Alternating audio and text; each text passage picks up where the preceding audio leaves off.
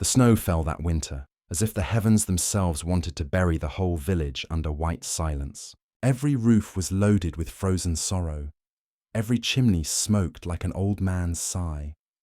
And the wind sang through the pine trees like an ancient lullaby that carried both beauty and loneliness. In that small mountain village called Evershade, where gossip travelled faster than fire, everyone gathered around the square to witness what they called the strangest wedding of the decade. The man standing before the chapel was Jonah Folk, a tall, quiet woodcutter known for his scarred hands and soft heart. The villagers respected him for his hard work, but laughed behind his back, calling him too soft for a man. Yet, on this day, their laughter was louder than ever, echoing across the snow like cruel music, because Jonah, the poor woodcutter, had bought himself a bride who was fat, plain, and to their eyes, a joke of fate. She arrived wrapped in a woolen shawl, stepping carefully through the snow, her boots sinking deep with every step. Her cheeks glowed red from the cold, and her breath came out like smoke.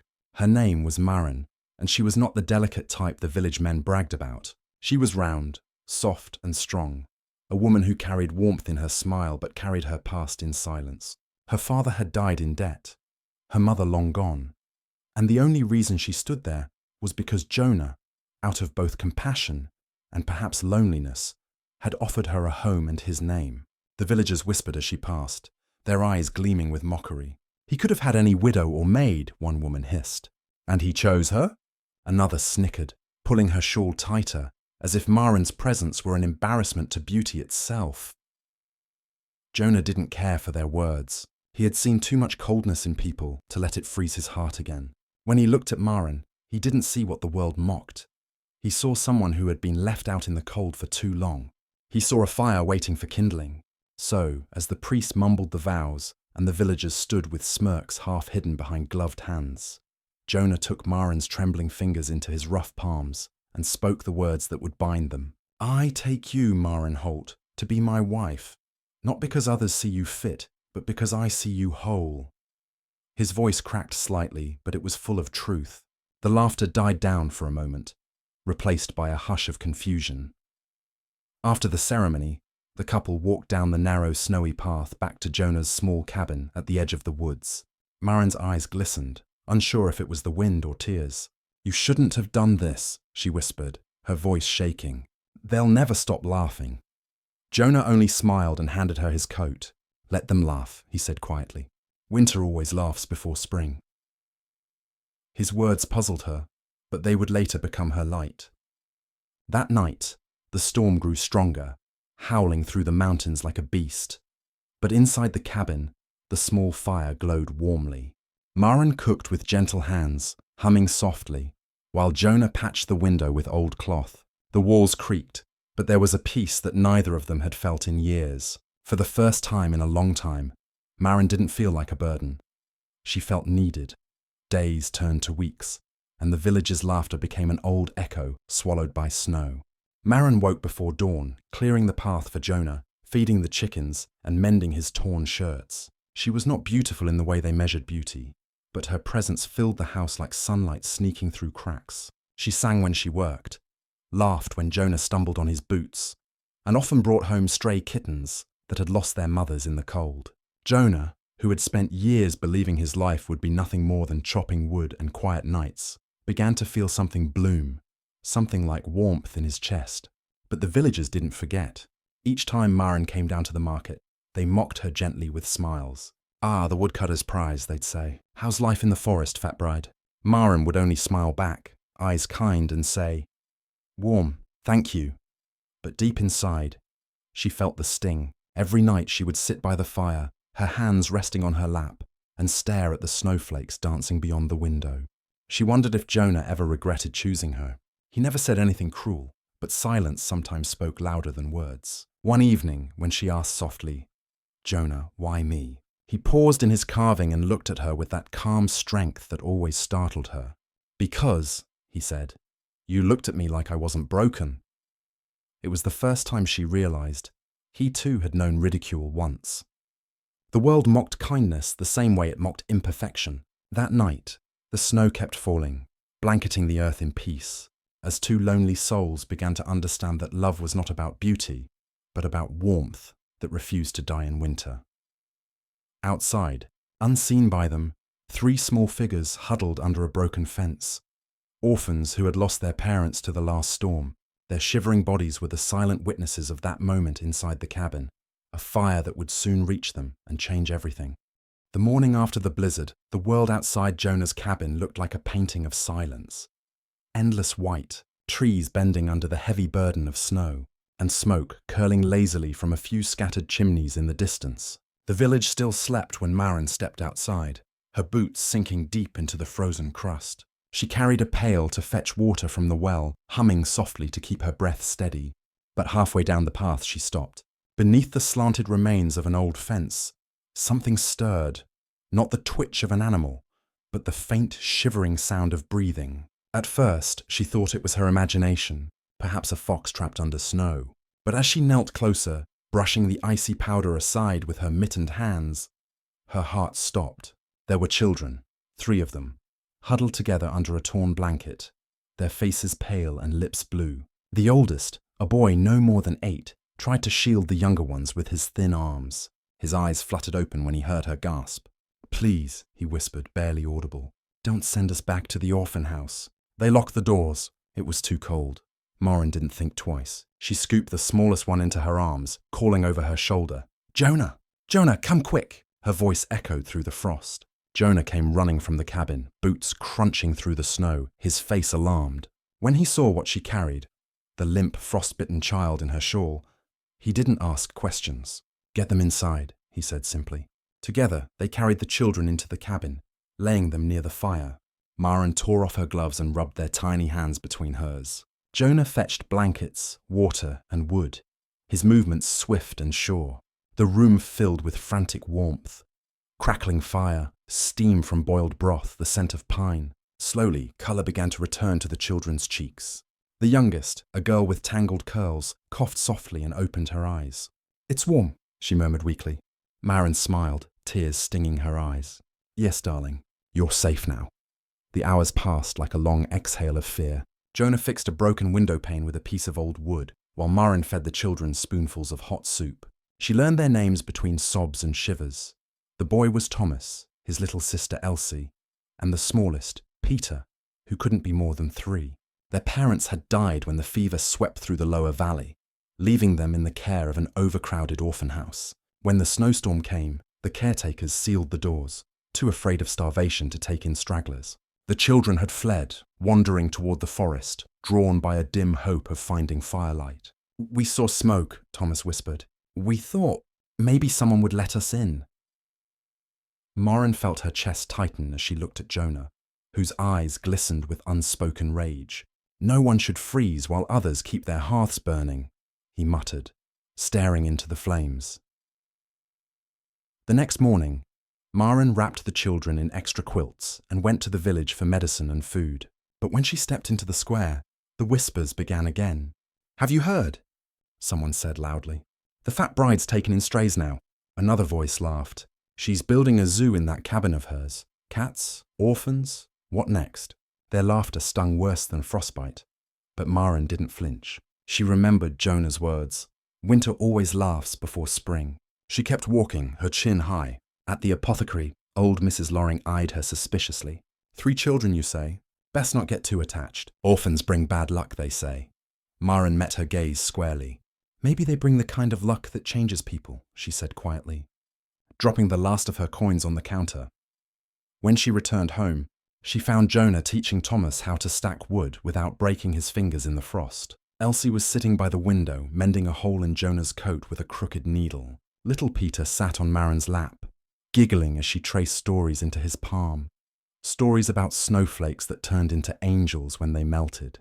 The cabin, once a place of quiet loneliness, now brimmed with life. For the first time in years, laughter sounded inside its walls. Not the cruel laughter of the village, but the tender laughter of belonging. That night, Jonah and Maren sat by the fire long after the children had fallen asleep. "You did a good thing," Jonah said softly. Maren shook her head. "We did a good thing." Then after a pause, she added, "Maybe this is what we were meant for, not to be what others expect, But to give what others withhold, Jonah looked at her, and something unspoken passed between them. Not love in the usual way, but the kind that builds a home out of broken pieces. Weeks went by, and the orphans grew stronger. Thomas chopped wood with Jonah, proud of every log he split. Elsie helped Maren bake bread, her laughter filling the air. Little Peter followed the chickens around the yard, bundled like a tiny snowman. But word of what they had done spread through Evershade like wildfire. Some villagers called it foolish. "You'll starve feeding those mouths," they sneered. Others said it was scandalous, a bought bride playing mother to strays. Yet there were also whispers of admiration, quiet and uncertain. The blacksmith's wife, once one of Maren's harshest critics, began sending loaves of bread by mistake. The pastor stopped by to pray with Jonah, but stayed for dinner instead.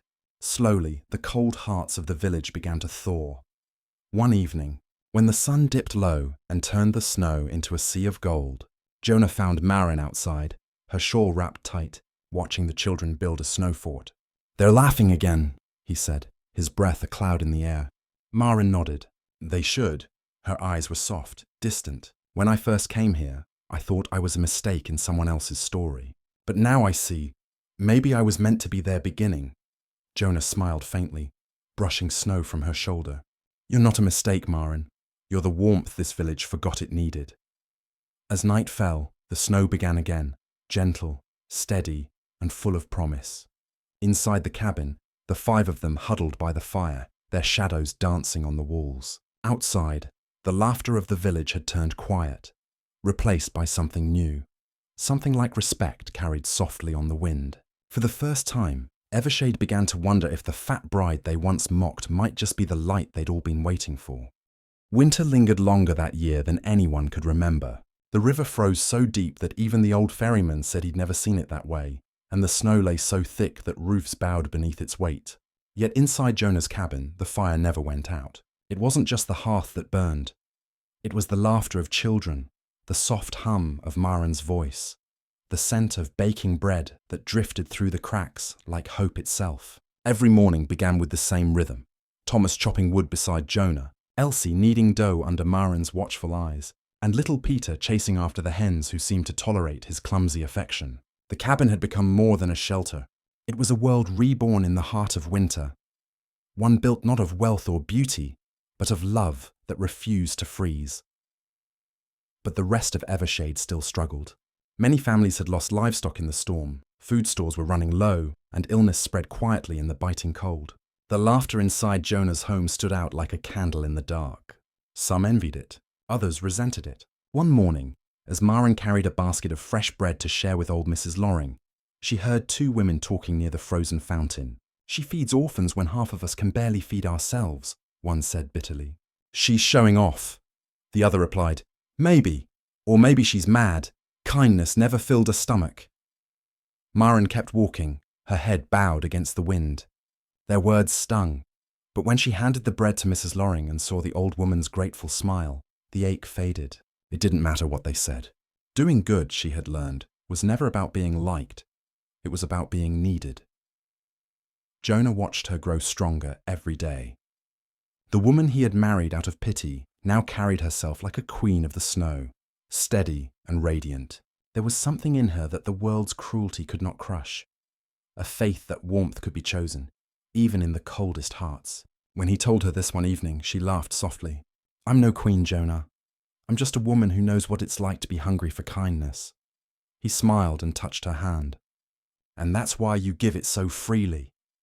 In that moment, something gentle passed between them, a warmth that no fire could match. It was love, not born from desire or beauty, but from shared scars that had finally begun to heal. Days turned to weeks, and the orphans became part of the village's rhythm. Thomas began helping the blacksmith, who took a liking to his determination. Elsie carried baskets for the baker and earned smiles where once there had been frowns. Even little Peter had become something of a mascot, waddling through the snow with his oversized coat, waving to everyone he met. The laughter that had once mocked Maren now softened when it reached her. People began to greet her differently. A nod, a smile, sometimes even a good morning. It wasn't much, but to Maren, It was proof that hearts could change as surely as seasons. One day, the village elder, a stern man named Master Heverick, came to the cabin. His beard was white as the snow, his eyes sharp as frost. "I've come about the children," he said, his tone heavy with authority. Maren felt her heart sink, fearing he might take them away. "They are not yours," he continued. "The orphan house claims them still." Jonah stood, his shoulders tense. "The orphan house left them to die," he said evenly. "We saved them." The elder studied them both, then the children playing quietly in the corner. After a long silence, he sighed. "Perhaps," he said finally, "they are where they belong." With that, he left, his boots crunching through the snow. When the door closed, Maren sat down and wept. Not from fear, but from relief. For the first time, she felt truly trusted.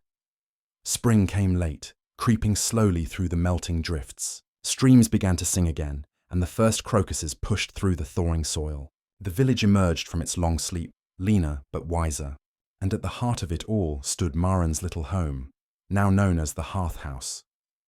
People began to visit not to gossip, but to share warmth. A young widow came for advice on raising her son. The baker dropped off leftover flour, saying, "For the children." Even the same women who once laughed at Maren now brought her scraps of fabric to make quilts.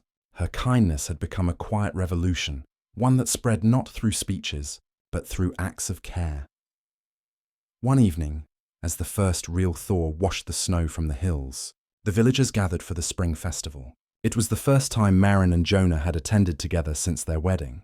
When they entered the square, the same people who had once mocked them now turned to watch, not with laughter, but with smiles. The children ran ahead, their laughter ringing like bells. Someone whispered, "That's her, the one who took in the orphans." Another replied softly, "The one who made us remember what kindness looks like." For the first time, Maren didn't feel small under their gaze. She stood tall beside Jonah, her hand in his, her heart swelling with quiet pride. As night fell, snowflakes began to drift again, gentle, playful, like a farewell from winter. The villagers lit torches and music rose from the square. Maren watched the flames reflect in Jonah's eyes and whispered, "Do you remember what you said that day, about winter laughing before spring?"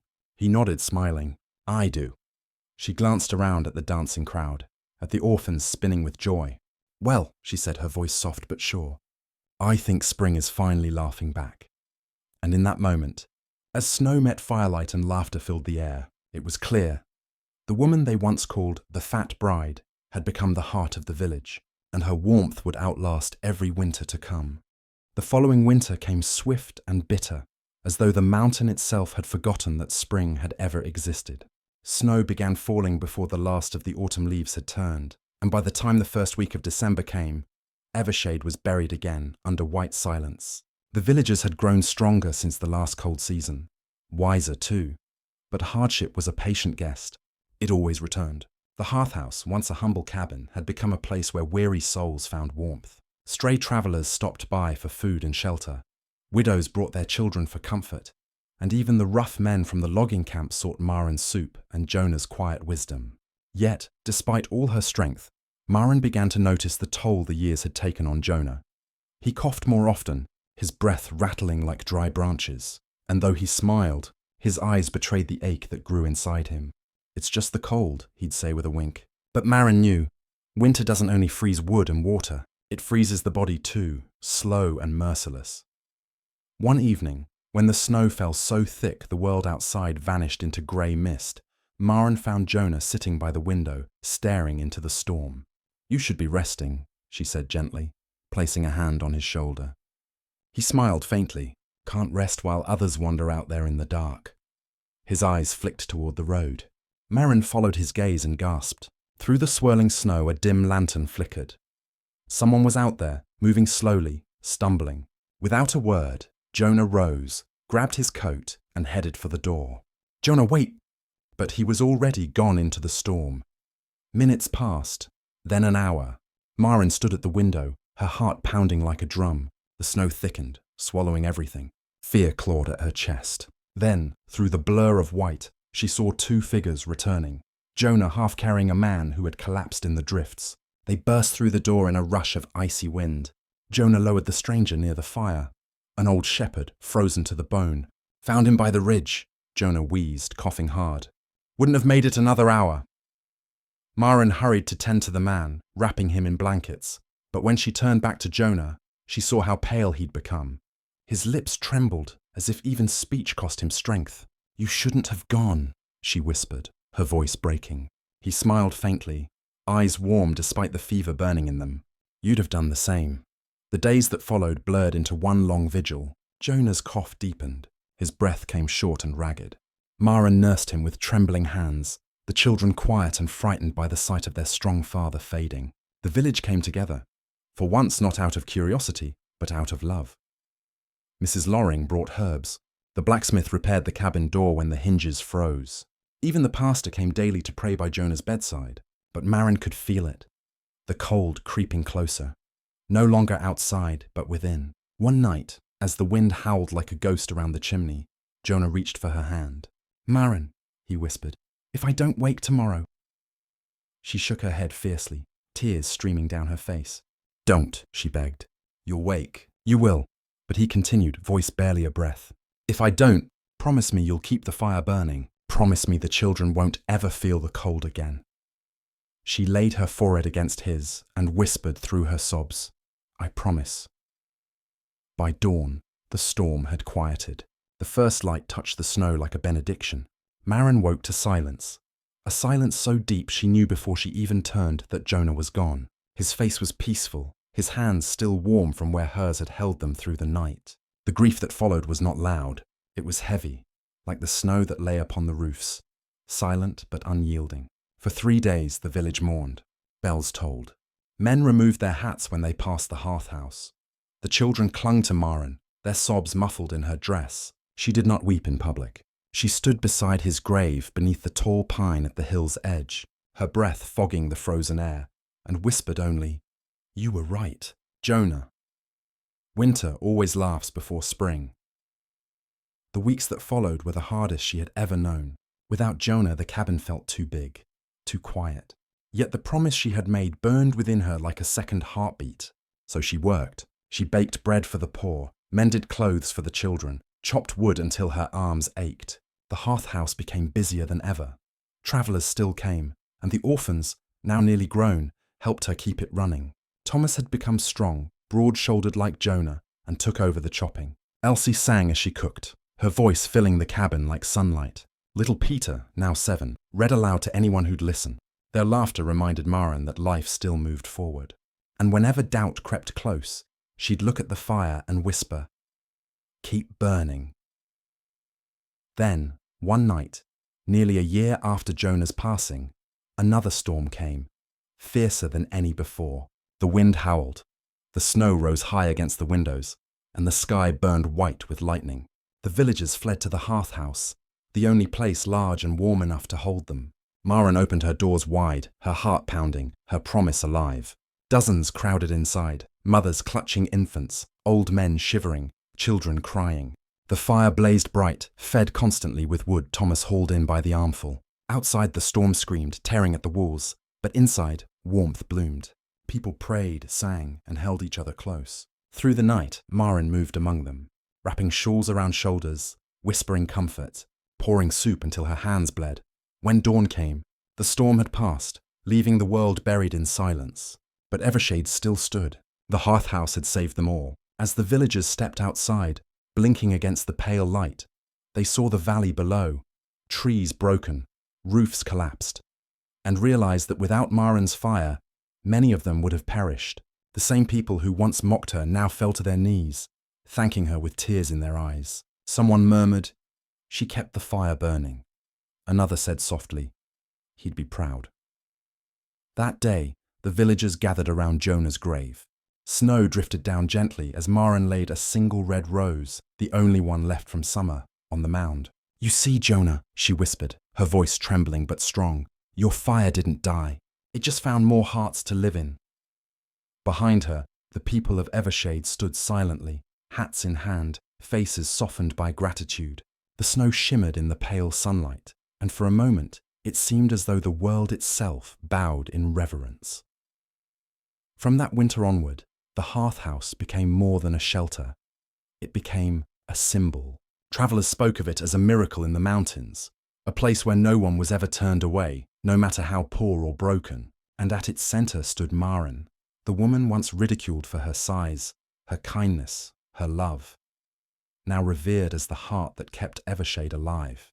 She never remarried. She didn't need to. Her love was everywhere. In the laughter of the children, in the warmth of the fire, in every grateful face that crossed her threshold. And though the snow would always return, it no longer frightened anyone, because they knew, as long as the fat bride's fire burned, winter could never truly win. Years passed like gentle snowmelt running down the mountainside, quietly, steadily, reshaping everything in its path. Evershade changed, though its mountains still gleamed white, and its winds still carried the voice of winter. The hearth house grew larger, its walls rebuilt with love and the hands of many. Where once there had been only one small room and a single hearth, now stood a sturdy lodge of stone and wood, with 3 chimneys and laughter spilling from every window. The orphans Maren had once rescued were now adults, strong, kind, and steadfast as she had raised them to be. Thomas, broad and solemn like Jonah, had become the protector of the village, known for his courage and fairness. Elsie had married the baker's son and turned their shop into a haven for the hungry. She never charged widows or the poor. Little Peter, the smallest of the 3, grew into a teacher, his voice echoing through the hills as he taught the village children letters, songs, and the stories of kindness that had saved them all. Maren herself had grown older, her hair now white as frost, her face lined with years of laughter and quiet grief. Yet there was a light in her eyes that time could not dim. The villagers no longer called her the fat bride. They called her Mother Maren. Even travelers from far-off towns spoke her name with reverence, whispering about the woman who had once been mocked but became a legend of mercy. Each winter, when the first snow began to fall, families would gather at the hearth house. They'd bring bread, candles, and songs, and Maren would light the great fire herself, the same fire that had once saved their lives. Her voice, though frail, still carried warmth. This flame, she would tell them, isn't mine. It's yours. It belongs to every heart that remembers what it means to give. And then she'd sit quietly as the children danced, her eyes filled with memories of those who had lit that first spark beside her. Jonah's steady hands, the children's trembling smiles, the storm that had once almost broken her. One such winter evening, long after the villagers had gone, and the embers glowed low, Maren sat alone by the hearth. The snow outside was thick, falling like feathers from heaven. She reached for an old wooden box she kept beside her chair. Jonah's box. Inside lay the few treasures of their life together. A carving knife, a faded handkerchief, a lock of his hair, and a small folded note she had never opened. Her hands trembled as she unfolded the brittle paper. The ink was faded, but his writing was unmistakable. If you're reading this, my love, then I'm gone. But if the fire still burns, it means you kept your promise. Thank you for giving warmth to those who had none. You were never the bride they laughed at. You were the bride the world needed. Tears slipped down her cheeks, falling into her lap like melting snow. She pressed the letter to her heart, whispering, "And you were the warmth that taught me how to live." That night, she dreamt of him. He stood by the edge of a silver forest, where snow sparkled like stars. He smiled, holding out his hand. "You kept the fire burning," he said. "Come, Maren. It's time to rest." When she woke, the dawn light spilled across the floor, soft and golden. The fire had burned low, but not out. She smiled faintly, her breath slow and even. Later, when Elsie came to check on her, she found Maren sitting peacefully in her chair, the letter still in her lap, the firelight dancing across her gentle face. She looked as though she'd merely fallen asleep, smiling, at peace, surrounded by warmth. The news spread through Evershade like the rising sun. Bells tolled, and people gathered not in sorrow, but in gratitude.